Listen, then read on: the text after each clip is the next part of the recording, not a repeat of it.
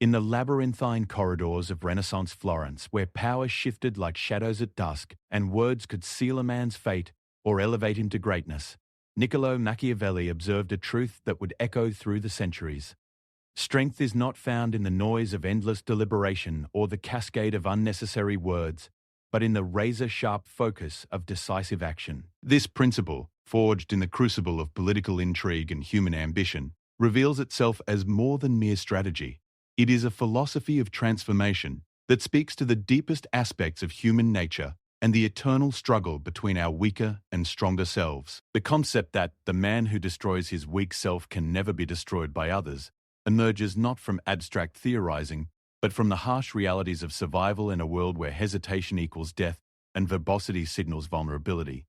It is a wisdom born of necessity, tested in the fires of consequence, and proven through the rise and fall of princes, merchants, and common men alike. To understand this principle is to grasp the fundamental architecture of power, not power over others, but power over oneself, which is the only power that ultimately matters. Consider the merchant Lorenzo, who found himself at a crossroads that would define not merely his fortune, but the trajectory of his entire lineage. The year was 1503, and the political landscape of the Italian city-states writhed with uncertainty.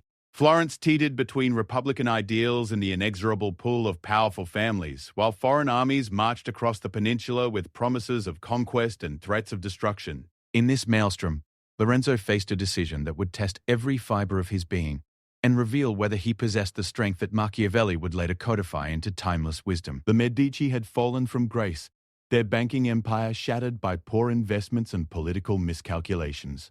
The Pazzi conspiracy had failed years earlier, leaving a power vacuum that dozens of ambitious men sought to fill. Lorenzo's own family had thrived as minor players in the textile trade, but recent upheavals had left their position precarious. Competitors whispered of his father's debts. Creditors circled like vultures, and the family's reputation hung by threads as thin as the silks they once traded with confidence. It was during a humid August evening, as the bells of Santa Maria del Fiore echoed across the terracotta rooftops, that opportunity presented itself in the most dangerous form imaginable. A messenger arrived at Lorenzo's modest palazzo bearing a proposal that could either restore his family's position or destroy them utterly. The proposal came from Cesare Borgia himself, the Duke of Romagna, son of Pope Alexander VI, and perhaps the most feared man in Italy. Borgia sought to expand his territorial control and needed reliable partners in Florence to facilitate his ambitions. The offer was substantial: exclusive trading rights in captured territories, protection from creditors, and a position of influence in whatever new order Borgia would establish. But the price was equally substantial. Lorenzo would need to provide detailed intelligence about Florentine defenses, facilitate the movement of Borgia's agents through the city, and most critically, be prepared to publicly support Borgia when the moment of conquest arrived. This meant betraying not only his city, but also the republican principles his family had long supported. It meant potentially sacrificing relationships built over generations, risking not just his own life but the lives of his wife and children. Lorenzo's first instinct, like that of most men faced with such momentous decisions, was to seek counsel. He considered calling together his most trusted advisors, weighing every possible outcome, discussing the moral implications, and perhaps seeking the guidance of learned scholars who understood the complex web of Italian politics. His mind raced with questions and scenarios. What if Borgia failed in his conquest? What if the proposal was a trap designed to expose Florentine loyalists? What if other merchants received similar offers and chose differently? What if his family's survival depended on maintaining their current path, however precarious? For 3 days, Lorenzo found himself paralyzed by the magnitude of the choice before him. He drafted letters to various confidants but tore them up before sending. He rehearsed arguments in his head, imagining conversations with his wife, his eldest son, his business partners. He analyzed every angle, every possibility, every potential consequence until his mind became a churning sea of hypothetical outcomes and fears. Sleep eluded him as he paced the marble floors of his study, surrounded by ledgers that told the story of his family's gradual decline and maps that showed the advancing territories under Borgia's control. It was on the 4th morning, as dawn broke over the Arno and the city began its daily awakening, that Lorenzo experienced what could only be described as a moment of clarity. Standing before a mirror in his chamber, He saw not the decisive merchant prince he had once been, but a man consumed by uncertainty and weakened by his own inability to act.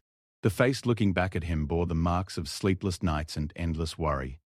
Hollow eyes, drawn features, the unmistakable signs of a man at war with himself. In that moment, Lorenzo recognized the truth that would later be articulated by Machiavelli with devastating precision. His greatest enemy was not Cesare Borgia, not his creditors, not even the uncertain political climate that threatened to engulf Florence. His greatest enemy was the weak version of himself that sought safety in endless deliberation and comfort in the paralysis of overthinking. This weaker self whispered constantly of dangers, of moral complications, of the need for more information, more counsel, more time.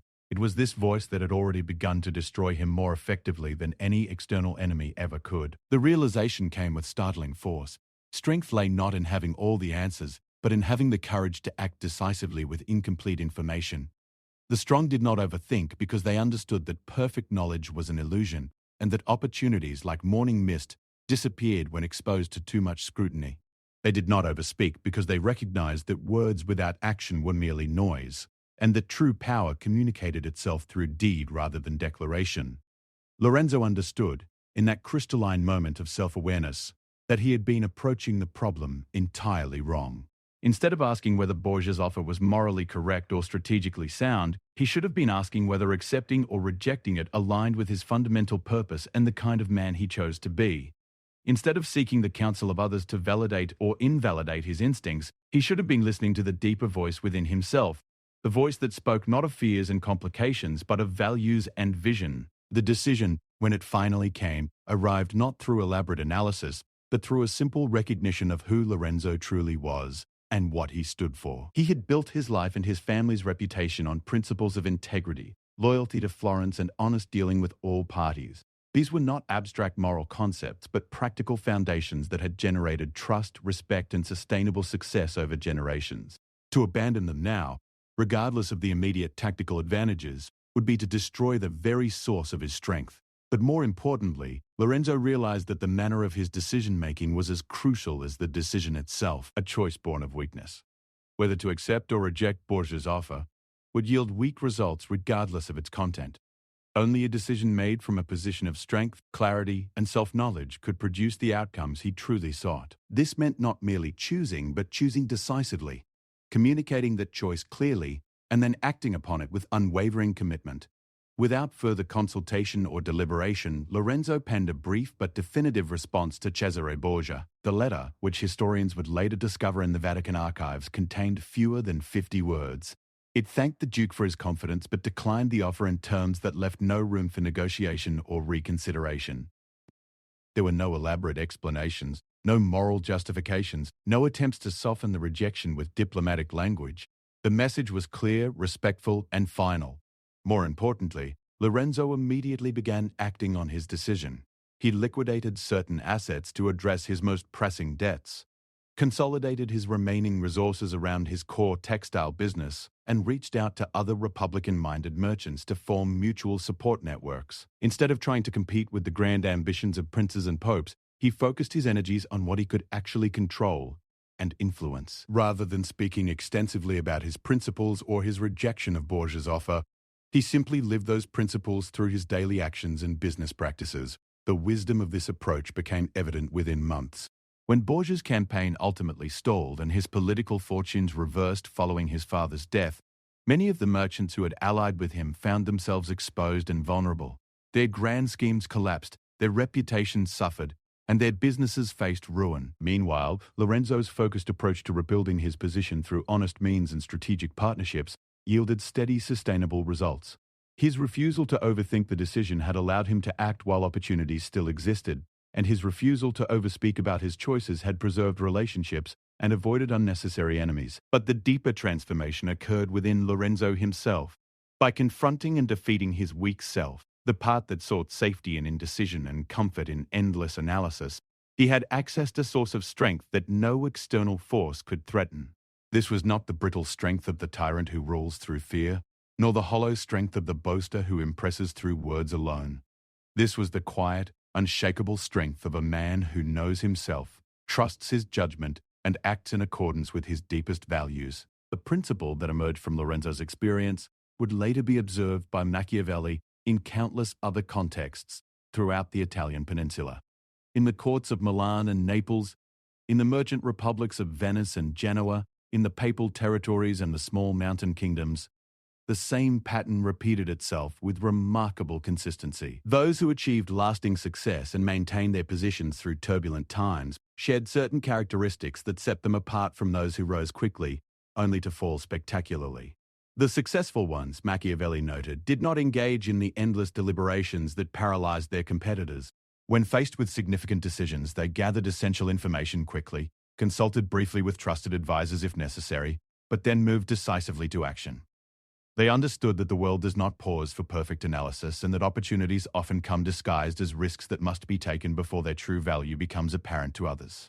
Consider the case of Isabella d'Este, the Marchioness of Mantua, who faced the challenge of preserving her small state's independence while surrounded by larger, more powerful neighbors.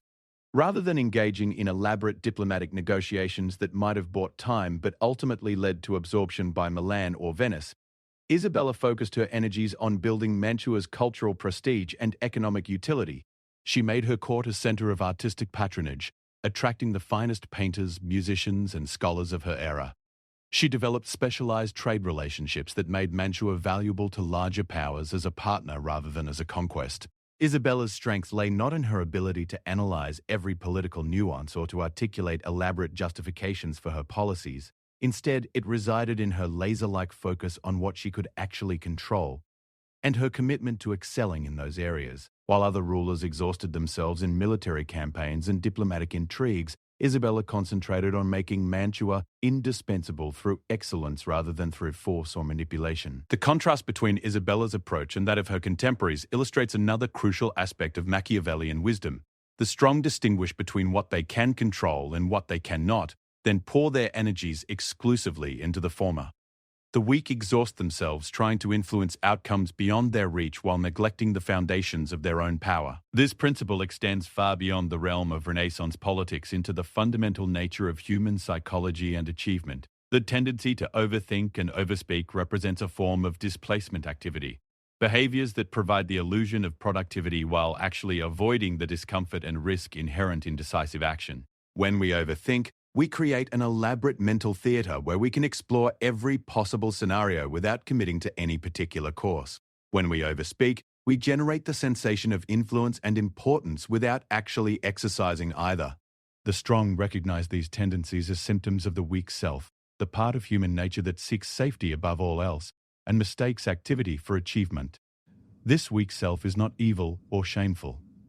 It is a natural product of human psychology and the evolutionary heritage that helped our ancestors survive in dangerous environments. The problem arises when this defensive mindset becomes our default mode of operation rather than a tool we use selectively when genuine threats require careful analysis. The process of destroying the weak self, therefore, does not involve suppressing or denying these natural tendencies. Instead, it requires recognizing them clearly, understanding their proper place and function, and then consciously choosing when to engage them and when to override them in favor of more decisive approaches. This is perhaps the most sophisticated aspect of Machiavellian wisdom.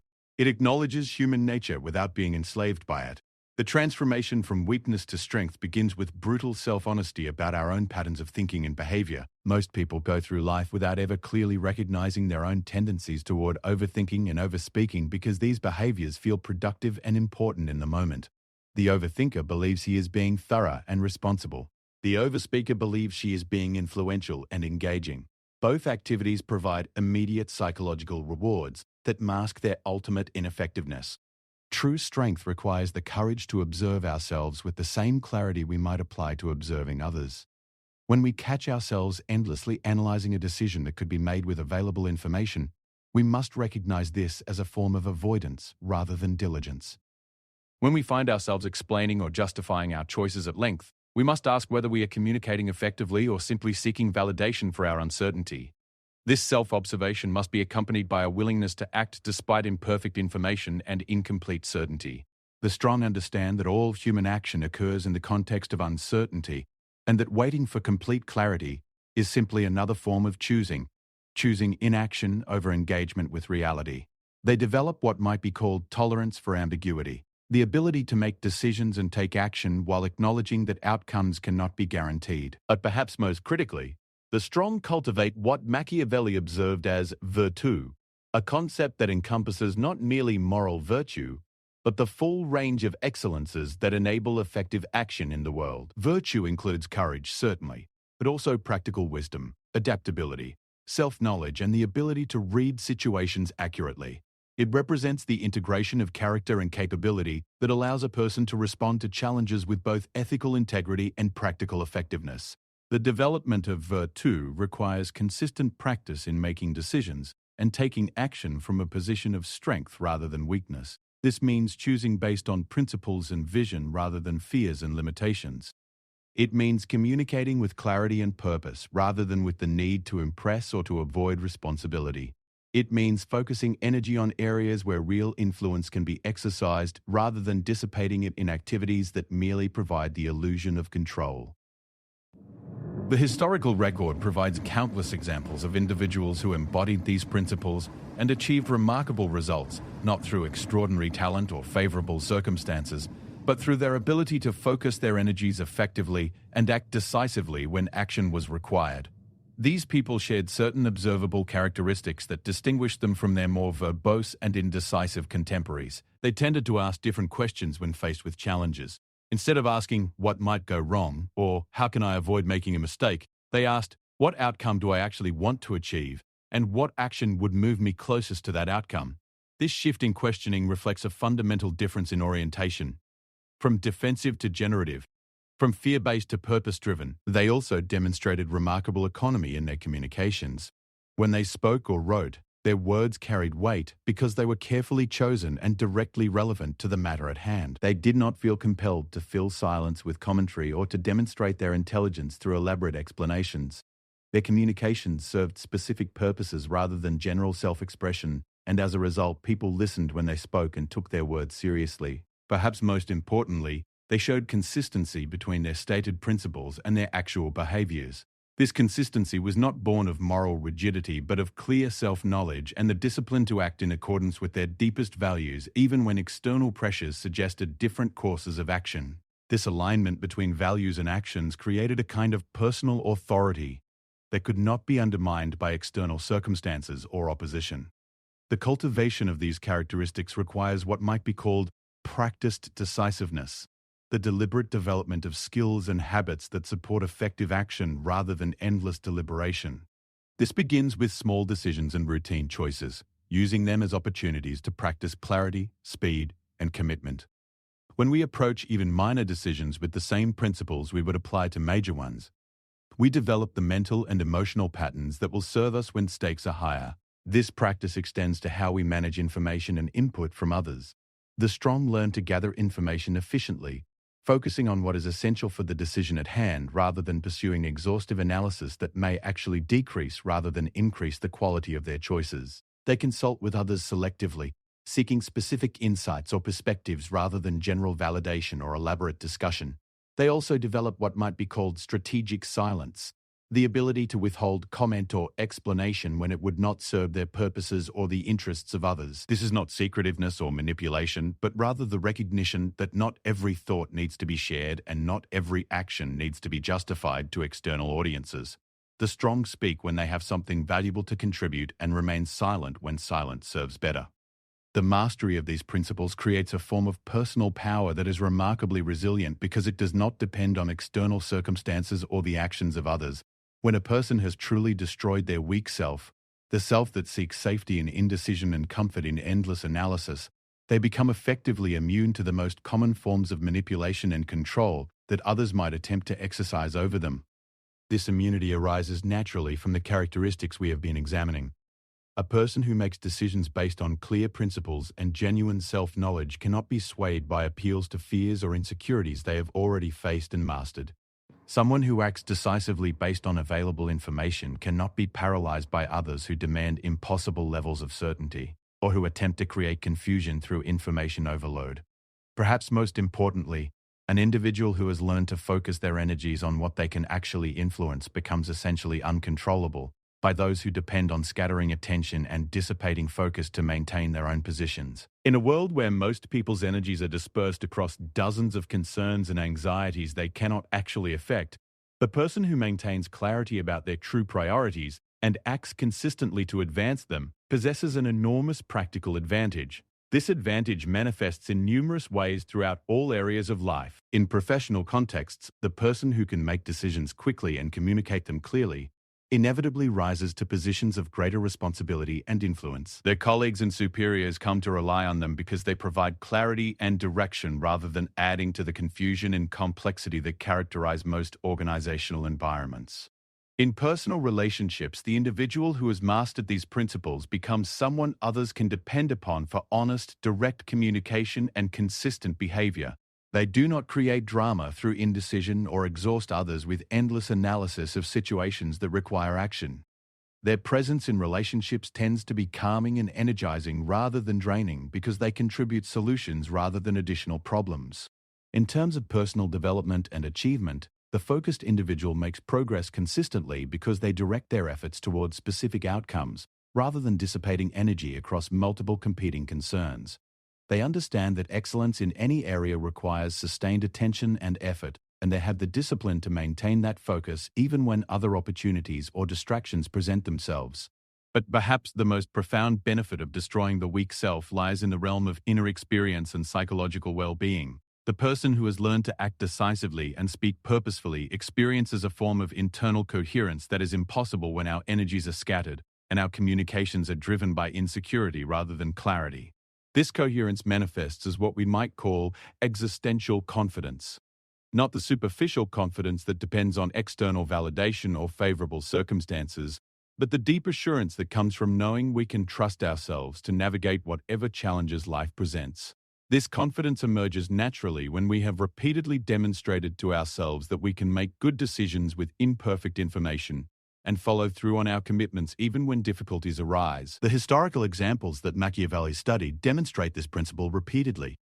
The leaders and individuals who maintained their positions and achieved their goals during the turbulent Renaissance period were not necessarily those with the greatest initial advantages or the most favorable circumstances. Instead, they were those who could maintain clarity of purpose and decisiveness of action regardless of external chaos and uncertainty. Lorenzo de' Medici, despite sharing a name with our earlier merchant, provides an excellent illustration of these principles in action. Known as Lorenzo the Magnificent, he faced constant threats to Florence's independence and his own position as the de facto ruler of the Republic. Rather than attempting to address every possible threat through elaborate schemes and exhaustive analysis, Lorenzo focused on building Florence's cultural and economic strength while maintaining a careful balance between competing foreign powers.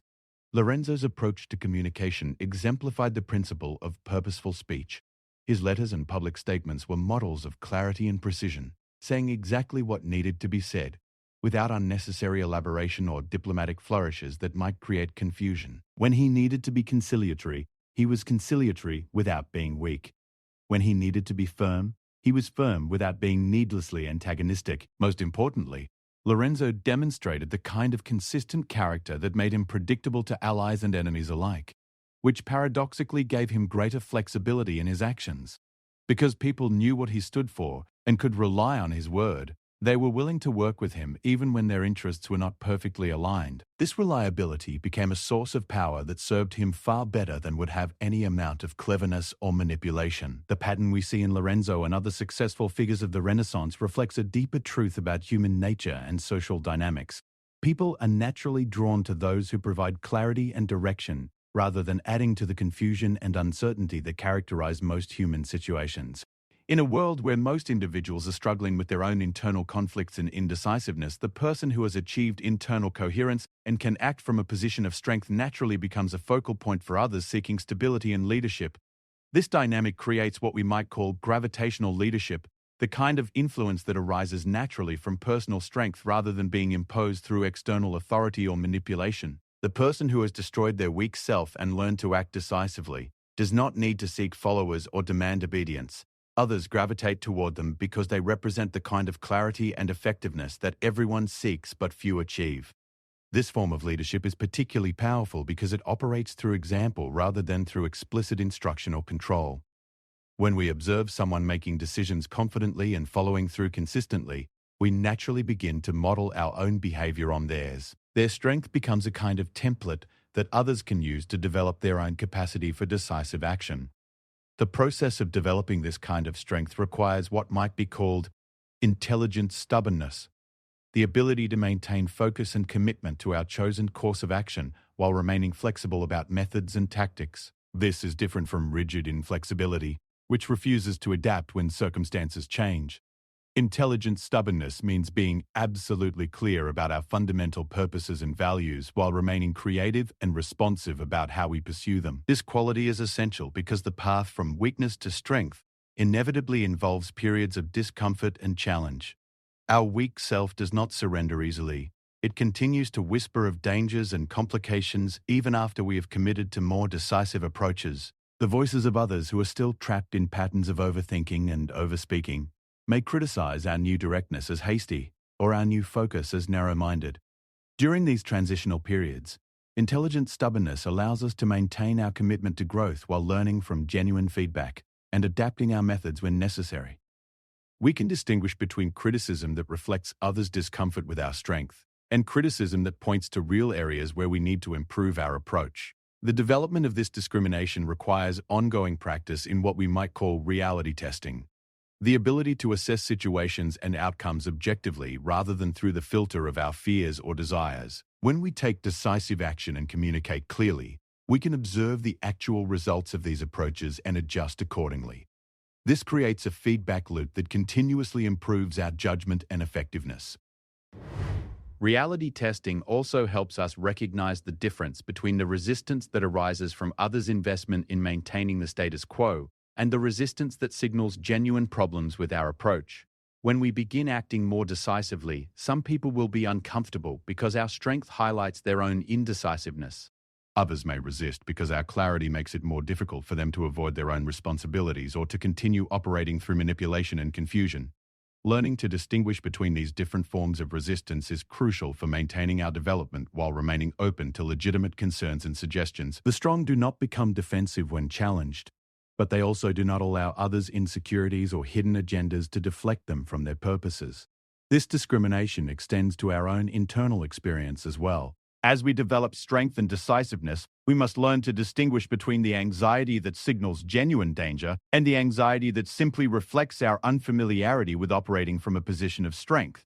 The weak self often generates false alarms designed to pull us back into patterns of indecision and overanalysis. Recognizing these false alarms requires developing what might be called courage literacy, the ability to read our own emotional responses accurately and respond appropriately to what we find.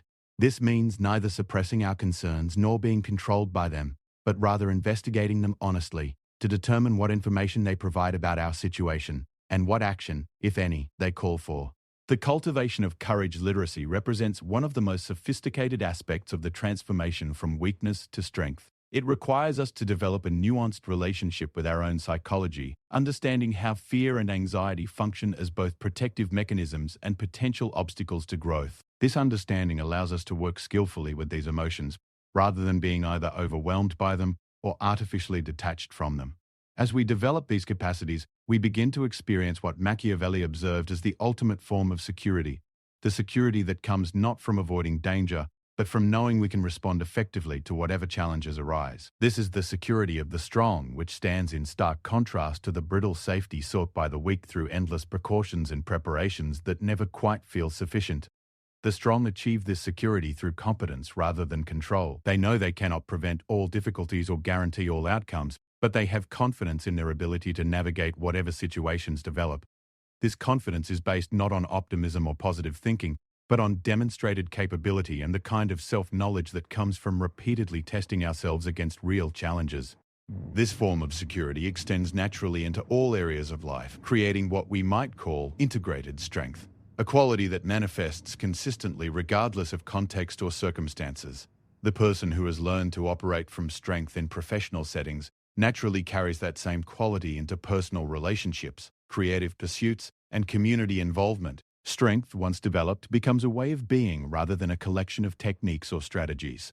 The integration of strength across all life domains creates a powerful form of authenticity, Not the superficial authenticity that simply expresses whatever we happen to be feeling, but the deeper authenticity that comes from living in accordance with our highest capacity rather than our lowest common denominator. This authentic strength becomes magnetic because it represents what everyone intuitively recognizes as the fullest expression of human potential.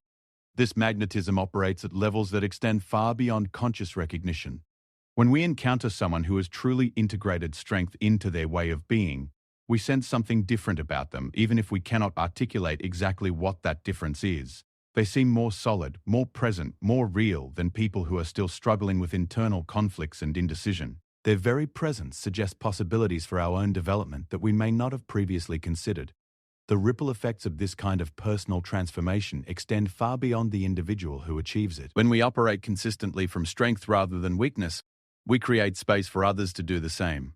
Our refusal to engage in endless analysis and discussion of problems that require action naturally encourages more decisive approaches in our colleagues, friends, and family members. Our example of focused energy and clear communication gives others permission to abandon their own patterns of scattered attention and purposeless verbosity. This is perhaps the most profound aspect of Machiavellian wisdom. It recognizes that personal strength is ultimately a gift we give not only to ourselves but to everyone whose lives we touch.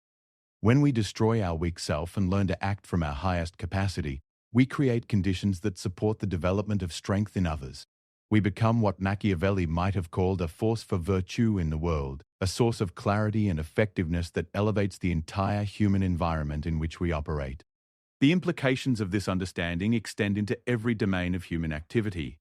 In organizations, the presence of even a few individuals who have mastered these principles can transform the entire culture, shifting it from one characterized by endless meetings and bureaucratic paralysis to one focused on clear objectives and effective action. In communities, people who embody focused strength naturally become centers of positive change, not because they seek leadership roles, but because others recognize and respond to the quality of their presence and the effectiveness of their contributions. In families, parents who have learned to operate from strength rather than weakness provide their children with something far more valuable than protection from difficulty. They provide a living example of how human beings can navigate complexity and challenge with grace and effectiveness. Children who grow up observing this kind of strength develop what we might call strength literacy, the ability to recognize and cultivate these qualities in themselves. The historical record suggests that societies and civilizations flourish when they contain significant numbers of individuals who embody these principles, and decline when such people become rare. The Renaissance itself represented a flowering of human achievement that occurred precisely when and where individual strength and focused excellence were most highly valued and effectively developed. The great works of art, literature, architecture, and political innovation that emerged from this period all reflect the concentrated efforts of individuals who had learned to focus their energies and act decisively in pursuit of excellence. This historical perspective reminds us that the principles we have been examining are not merely personal development techniques, but essential elements of a functioning society. When individuals operate from strength, they create value not only for themselves, but for everyone around them. When they operate from weakness, scattered, indecisive, and verbose, they drain energy from the entire social system and contribute to decline, rather than flourishing. The choice between strength and weakness, therefore, carries moral as well as practical implications. We have a responsibility not only to ourselves, but to our communities and to future generations to develop our capacity for focused, decisive action. This responsibility becomes particularly acute during periods of rapid change and uncertainty, when the temptation to retreat into analysis paralysis and endless discussion is strongest, but the need for clear-headed action is most urgent. The path toward this kind of strength is neither easy nor quick, but it is remarkably straightforward. It begins with the honest recognition of our own patterns of overthinking and overspeaking, followed by the gradual development of new habits of decision-making and communication. It requires the cultivation of self-knowledge and the courage to act on that knowledge even when outcomes are uncertain. Most importantly, it demands the consistency to choose strength over weakness repeatedly, in small matters as well as large ones, until strength becomes our natural way of being. The rewards of this transformation extend far beyond any external achievements or recognition we might receive. The person who has learned to destroy their weak self and operate consistently from strength experiences a form of inner peace and satisfaction that is independent of external circumstances. They know they are living at their full capacity and contributing their best to the world around them. This knowledge provides a foundation for happiness and fulfillment that cannot be shaken by temporary setbacks or the opinions of others. Perhaps most importantly, they become immune to the forms of manipulation and control that depend on keeping people scattered, uncertain, and dependent on external authority for guidance. The strong person needs no one's permission to act on their convictions or to pursue their vision of excellence. They have become, in Machiavelli's phrase, their own fortress, secure not because they are protected from all dangers, but because they possess the inner resources to respond effectively to whatever challenges may arise. This immunity from external control represents the ultimate practical value of the principles we have been examining.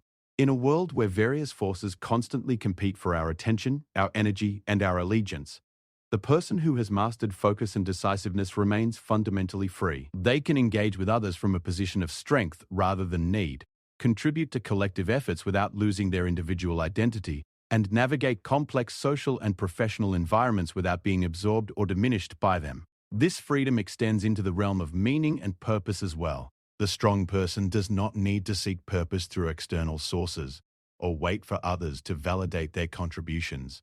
They find meaning through the consistent expression of their highest capacities and the tangible results of their focused efforts. Their life becomes a work of art in the truest sense, a coherent expression of conscious intention realized through disciplined action.